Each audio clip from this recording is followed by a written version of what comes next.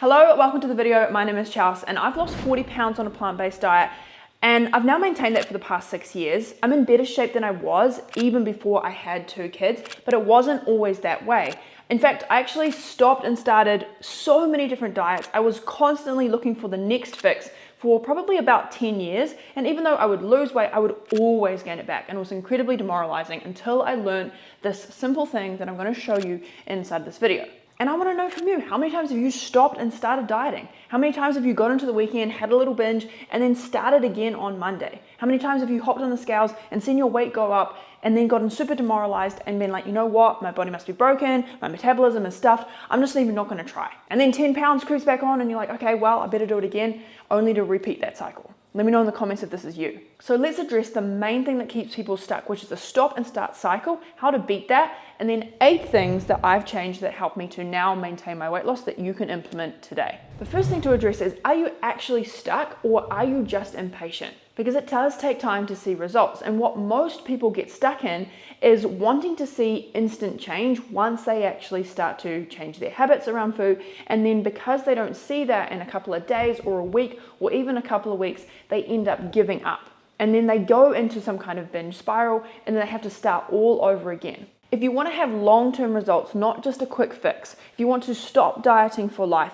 then you're going to need to completely overhaul all of your current habits, which means that you're going to have to become a new kind of person, someone who can see 0 change or 0 results and then continue to keep doing those daily inputs anyway. Because newsflash, once you actually get to your goal, you're not going to see results every single day. You're going to maintain your weight, hopefully for the rest of your life. So you need to get good at not really seeing outputs as the goal and instead focus on what you can control every single day, which is your inputs, aka your habits. So right now, set your expectation for a longer timeline.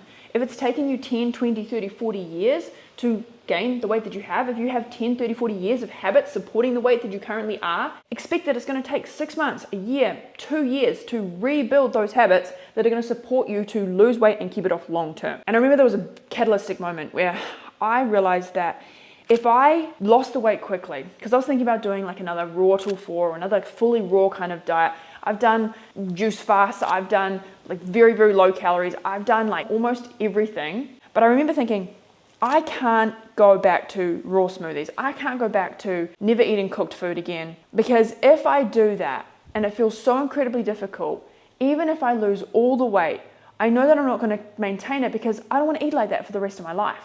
And it was this pivotal moment where I realized that even if it took me a year to lose 40 pounds, I would rather do that in a way that I could keep doing it after the year was up than if I had lost the weight in 3 months, but then I gained it all back because I never wanted to continue eating the way that I had lost it. So if you've started to change your diet, maybe you've watched a couple of my videos or you know that you want to be eating a plant-based diet, you understand calorie density, all the things that I talk about on this channel, and you're not seeing results, is it just because you haven't waited long enough? Is it because you hop on the scales after 3 days and then you give up because you're not seeing the results that you want to see?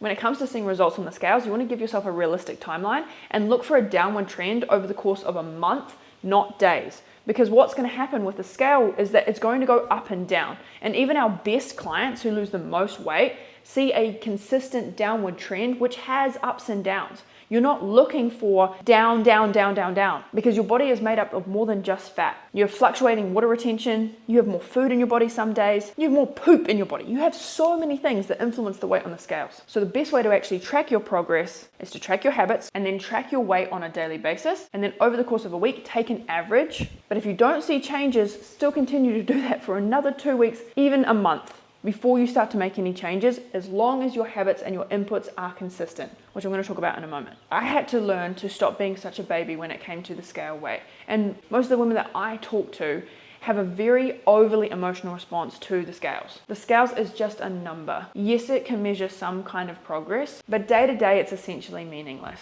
If you have a visceral emotional response to the number on the scales, that's just a habit. The number in and of itself doesn't define your worth and it doesn't define your progress either. You can make a choice to feel all the feelings of disappointment and grief and confusion when you hop on the scales and it's gone up, and still know that logically that is normal. My weight will fluctuate 2 pounds, 3 pounds. It's up and down all over the place. It was while I was losing 40 pounds, but over that longer timeline, I saw the downward trend. It's like the stock market. You wouldn't freak out and sell all your shares on one down day, would you? So if the number one reason that people don't actually see results is because of impatience and an unrealistic expectation of what they're going to see on the scales, then the next thing that can help you to overcome this is to realize that you may be making progress even apart from that number anyway. When you change your diet to eating more carbohydrates, for example, which is what I did, and eating more volume so that I could stop my binging, which is going to be really helpful for reducing my calories, I had an initial bump in my weight because I had more food and I had more water retention, because carbohydrates help you to hold on to more water.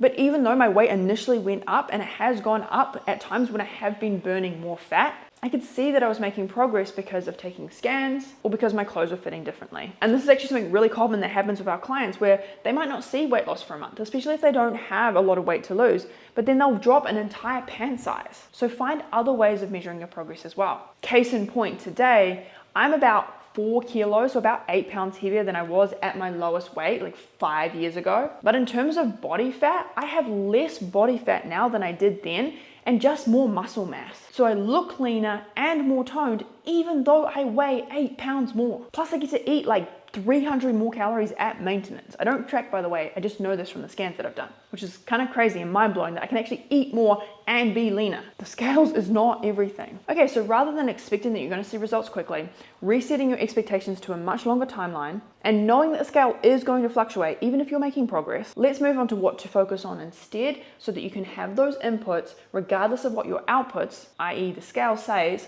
so that you can actually build the kind of habits that can help you to lose weight and keep it off long term. Here are the 8 things that I recommend. Okay, so step number 1 is we're gonna make a 90-day commitment, because you really can't make a lot of progress even in your habits over a shorter period of time. And this is what we do with our clients as well. We typically do a 3-month period, because 180 days means that you can really hone in on the key weight loss habits that are gonna get you results and build them into your lifestyle. You're also gonna be able to see significant changes over that time. And what I mean by a 90-day commitment is you put blinkers on and you commit to one thing. You're gonna go all in on one thing. And I recommend that is calorie density, the things that I talk about on this channel. And by the way, if you want to have some free resources for how to get started with that and how to know exactly what to do, then I've put together a challenge for you to get started. You can check that out in the description. We also do one-on-one coaching if you really want to commit and get some phenomenal results like our clients have got. So check that out. And by the way, you're not going to have a perfect 90 days regardless of what you do, even if you join the best program in the world. Instead, you're going to think about it like you're not going to be giving up all the time. And I'm going to talk about a little hack that's going to help you do that in step 8. The second commitment that you're going to make is to eat 1 pound of vegetables every single day. This is your non-negotiable. And this is going to help you to lower your daily calories, meaning that it's easier for you to get into a calorie deficit, which is vital for fat loss. These are non-starchy vegetables, things like broccoli, mushrooms, tomatoes, capsicum, courgette, cabbage. For me, I just do broccoli most of the time. I have half a pound with my lunch and I have about half a pound with my dinner. I also cook with a ton of vegetables. And this is the biggest thing that has helped me to lose the 40 pounds and now keep them off, is just eating a ton of vegetables. And in that free resource that I talked about, there's a video about why eating vegetables works so well, and it is the most important secret hack for how to actually lose weight without going hungry. So do make sure that you check that out. It's completely free. The third step is you're going to commit to weigh yourself every single day so that you can learn your daily fluctuations. This is going to help you to track your progress, but you're going to do that by taking the average for the week and not freaking out when you see the scales inevitably go up, because they will. And to essentially acclimatize yourself to seeing a number that you don't like and just viewing that as data. It's kind of like exposure therapy, where the more that you do that, the more it just becomes data. And the other thing that happens with daily weighing is that you're going to see the ups and the downs, rather than what can happen often is that you're super consistent with your diet. You don't take your weight for a week. You hop on the scales hoping to see a big result because you haven't weighed for a week. And then you have one random high, but you don't know it's a random high. You don't know that you had a big dip the day before. You don't know that you've had an actual average downward trend. You see that one high and you think you made no progress, so you give up. So we can avoid a lot of that just by daily weighing. And this is one of the things that we do for our clients inside of my coaching program, because it is one of the most effective things for long-term accountability. I still weigh to this day, and for getting long-term results. So do that. The fourth step is to take pictures of all your meals or have some form of accountability. This is another thing that we do inside of my program. We don't count calories, but you basically need to have some way where you're tracking what you're doing at least initially, so that you can really assess your consistency. Because it's a consistency over time that is going to get you results. It's not intensity. And you want to know how to modify what you're doing if you need to later on. Because what most people find is even if they think that they are doing everything right and they feel like their metabolism is broken because they're doing all the inputs, when you actually start looking and you get clear on what your inputs are, most people are only operating at like 40, maybe 50% consistency, and then they're trying to lower their calories, they're trying to exercise more, when they just really needed to get more consistent with their day-to-day, and it would have fixed the problem. So this is why some kind of tracking is important. And the bonus with this is that it's much harder to eat the cookie when you have to take a picture of it first. But even if you are going to eat it, still take the picture, because it's going to help you to assess retrospectively what you need to change or why that happened. Maybe you just were too hungry. And then next time you can just eat a potato beforehand so that you don't end up binging. Simple. Number 5 is eat one potato meal every single day. Why? Because potatoes are the most satisfying things on the planet, but they also have very little calories. I know it sounds kind of crazy, everyone's scared of potatoes, but you don't need to be. A pound of potatoes is only about 400 calories. And I challenge you to try and eat a pound of potatoes. You're going to feel so full and stuffed that even if you were to just eat potatoes, which is how I started my weight loss, I did something called the potato reset where I ate potatoes and vegetables, it's virtually impossible to overeat on calories. Even if you are stuffing your face, because they are so calorie dilute and so filling. So for me, I do a lunch which is the same every single day. It's tofu, broccoli, my non-starchy veg, and then potatoes or sweet potatoes.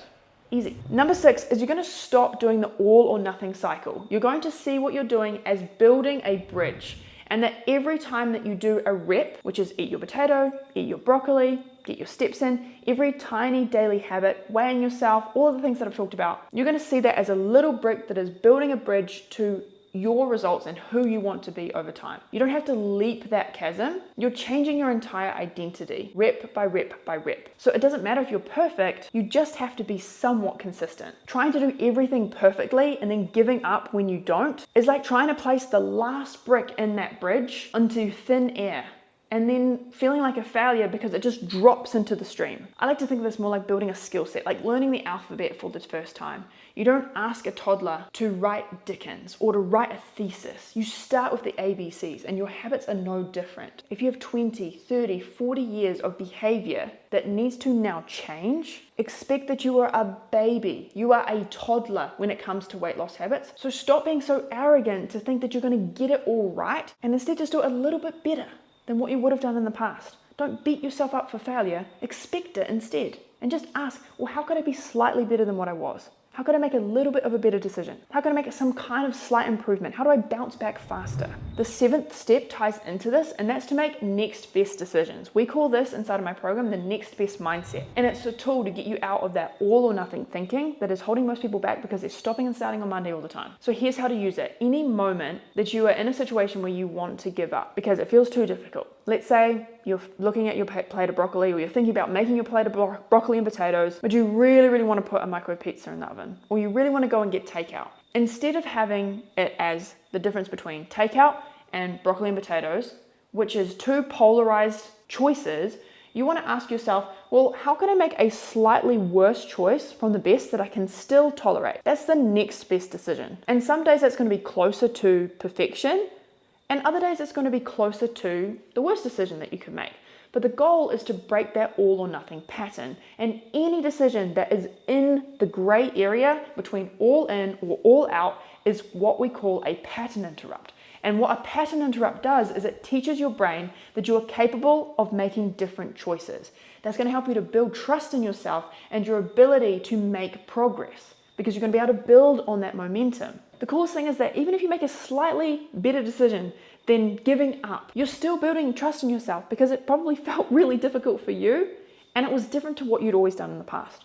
And some of the ways our clients have used this is having broccoli with pizza. It's eating a potato before they then move on to some kind of processed food. It could be having 9 Oreos as opposed to the 10 that you normally would want to have. For me, it's things like getting the sorbet at a gelato shop instead of the uber chocolatey high calorie one that I would normally gravitate towards. I know it sounds stupid, but it's this habit in particular that is going to help you to stop that all or nothing cycle that keeps most people stuck, because you will be able to build that bridge. You will be able to change over time who you are, because you're going to be able to make more progress. And the more progress we make, this is the cool thing about our brains, the more we want to make. We build momentum by feeling like we're making progress. So if you can do that in a tiny way, it's going to open up your ability to do increasingly more and more difficult things as you build that as a skill set. That's freaking exciting. And this is the really big difference between someone who is struggling to maintain their habits and someone who is very, very disciplined, is they've built a skill set of discipline over time. They've built trust in themselves over time.